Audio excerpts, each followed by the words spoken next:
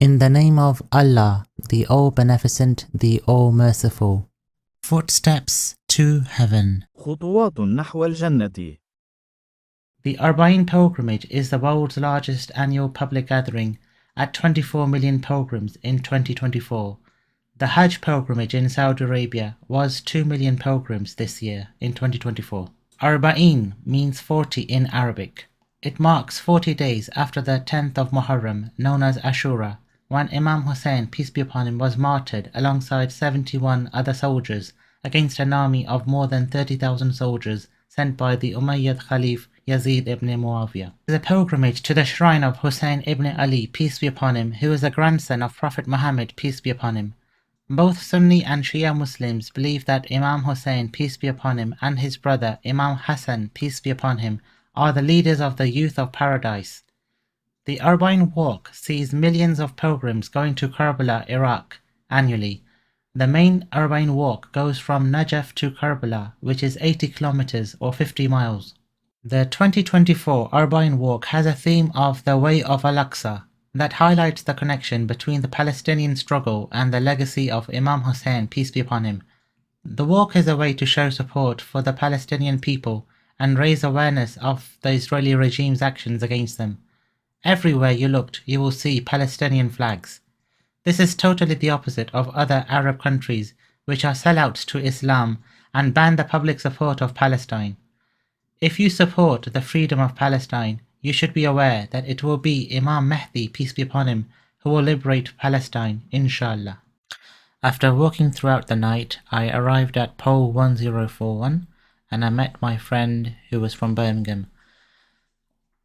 This was a tea stand which was set up by some brothers from Birmingham, UK, and I arrived just before Fajr time and I helped to distribute some tea. Then I managed to pray Fajr across the road in a mosque. By that time the tea was being served for the last time and I helped to distribute some more tea, and then when it was early light I then started my walk again. Prophet Muhammad, peace be upon him, said, "The best form of charity is to give someone water." I contributed some money to the owner of this water distribution stand and I helped to distribute some water to the pilgrims. When I last visited Iraq for Arbaeen in 2021, one of my friends who I was travelling with, they distributed some sweets back from the UK. And this time when I packed, I went to my local cash and carry in Nottingham and I bought as many sweets as I could fit in my suitcase, and I managed to hand them out in various places on the Arbaeen walk. And this was sort of my way of contributing and helping out. Upon my travels, I came across this Iraqi soldier who was helping a young boy hand out some plums.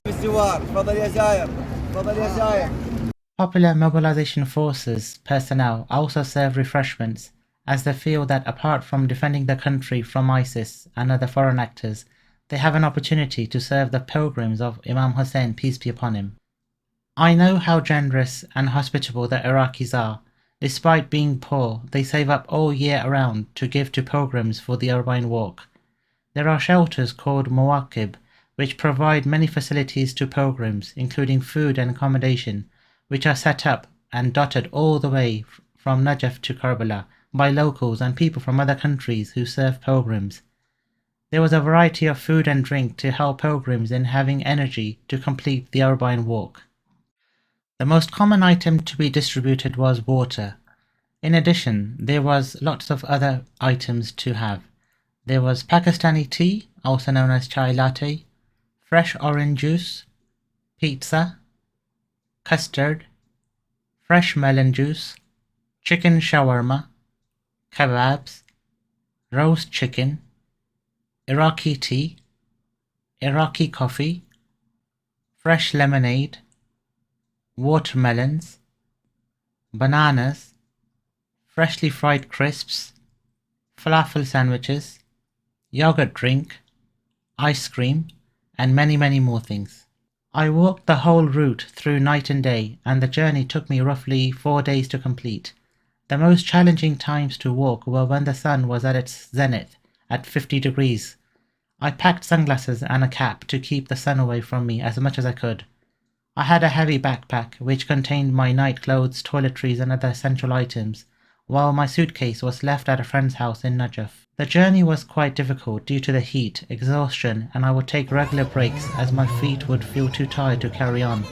However, I couldn't complain as other pilgrims were pushing their relatives in wheelchairs, walking barefoot, and one pilgrim that I saw made me feel very sad was this man who walked barefoot and in shackles. He was reminding himself of the pain which Imam Zayn al-Abidin, peace be upon him, felt. Imam Zayn al-Abidin, peace be upon him, is the son of Imam Hussain, peace be upon him, who was martyred in Karbala. Imam Zayn al-Abidin, peace be upon him, was handcuffed, chained and shackled, and was forced to walk from Karbala, Iraq to Kufa, Iraq, and then on to Syria.